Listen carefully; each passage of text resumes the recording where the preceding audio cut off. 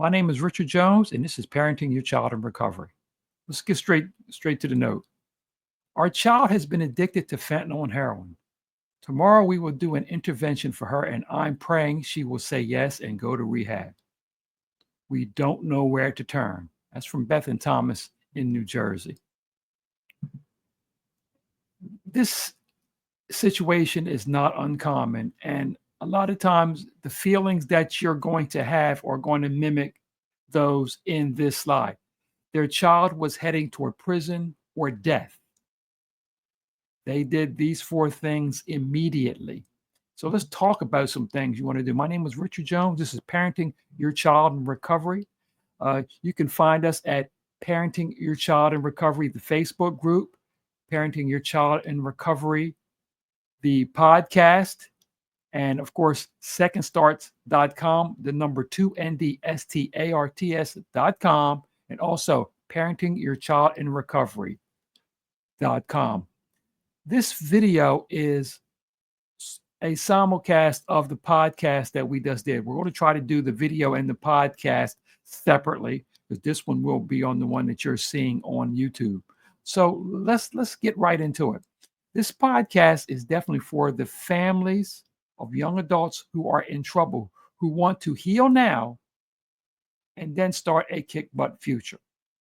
So let's move on with this video. Let's talk about these slides.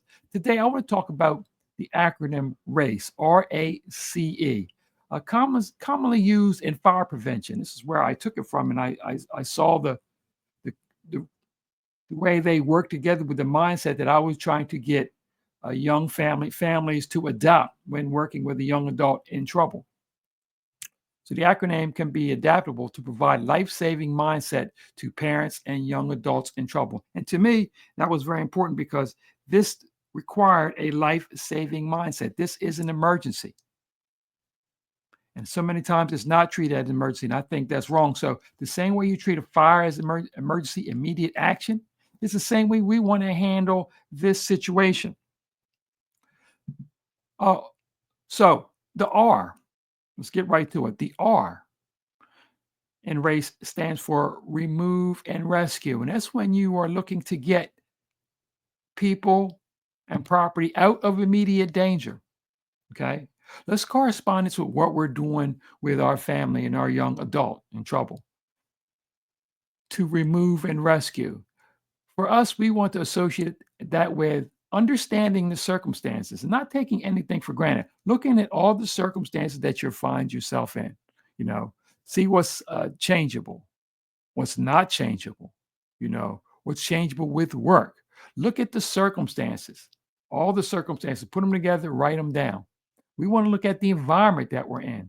And sometimes that can be easily changed by a couple of tweaks, sometimes very difficult to change, but we need to take an immediate assessment of the environment. Very important. And let's take a look at the triggers. Okay. Let's be clear about the triggers are. And we're talking about really enumerating these things, writing them down, looking at them, stacking them up, and making lists so we know exactly what we are working with in this situation. Remove and rescue. So let's get out of immediate danger. The second, A, alarm and alert. So in a fire, the first thing you want to do is, pull the alarm and alert everyone around, EMS, everyone around to come and help.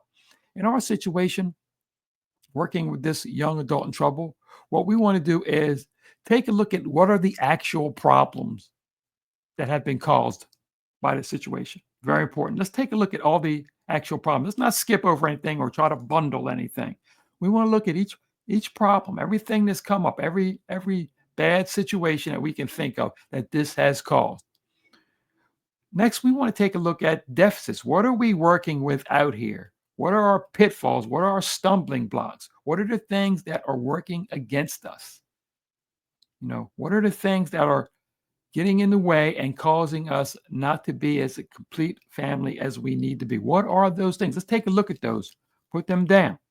Okay. And then lastly, let's look at all the harm that is causing. Short-term harm now, future harm to others. Okay. Let's take a look at that and let's really write those things down And let's really take an honest assessment of those things, okay? Very important. The third, the C. Well, the C in the fire prevention is confine and contain. That means make sure that the fire or the problem doesn't spread anymore. Okay, let's keep it where it's at and now look to reduce the problem, work on the problem. We're going to associate that with three things. First is creating a delivery system. How do we make this change? Let's create a system that is not only smart and intelligent, but is physically and mentally able to be translated, understood, and used. A delivery system that works for you and your family. How do we get the information to you in a way that actually works? We want to work on accountability. Accountability is everything. We make decisions, we complete tasks, we create direction, all with the help of accountability. What does it mean when you take these actions and what does it mean to others, people that support you? Okay. What does that mean and how does it affect the family's movement forward? And let's also look at the support system. The support system needs to be nurtured, fortified, strengthened, educated, and given the chance to make all the difference that it possibly can. Very important. Let's change this here so you understand that parentingyourchildinrecovery.com is where you want to go to get an overview of this. And also Second Starts, that's number 2, ndstarts.com. Okay, so we worked on our delivery system, our accountability, and our support. Okay, it's all very important things. And that's the C in the R.A.C.E system. E, the last letter, evacuate and extinguish. That means in a fire prevention system, what we want to do is we've taken all the care of those other things. Okay, removal of people into a safe environment. Okay, the alarming people. Now we've confined the situation. Now what we want to do is finish it off, take care of the problem. In our situation, what that means is creating a system that is repeatable, meaning the problem does not need to continue to reoccur. We need to make a cap damage that is being done. We need to make that not only repeatable, but perpetual, means it continues to roll over and over again on itself. The methodology that we're using on how we've taken care of this is very repeatable. It's very perpetual. It goes on and on. It links on to itself. Each solution links to the next solution, links to the next solution. And we need to make it self-refueling. Very important. We need to make it so that your family, your young adult, your support network has the ability to, from their own resources, continue to refuel this recovery and this change. Very, very important. So that the acronym R.A.C.E, which I associated, that's by seeing it, I saw it as fire prevention. Well, fire is an emergency. So many times, if I can't get anything else across, I want to get across that when your young adult is in trouble, it is an emergency and it is time to immediately take action. This is not the kind of thing you sit around and wonder or wait. We'll be talking about that in some other podcasts, waiting for someone else to handle it for you.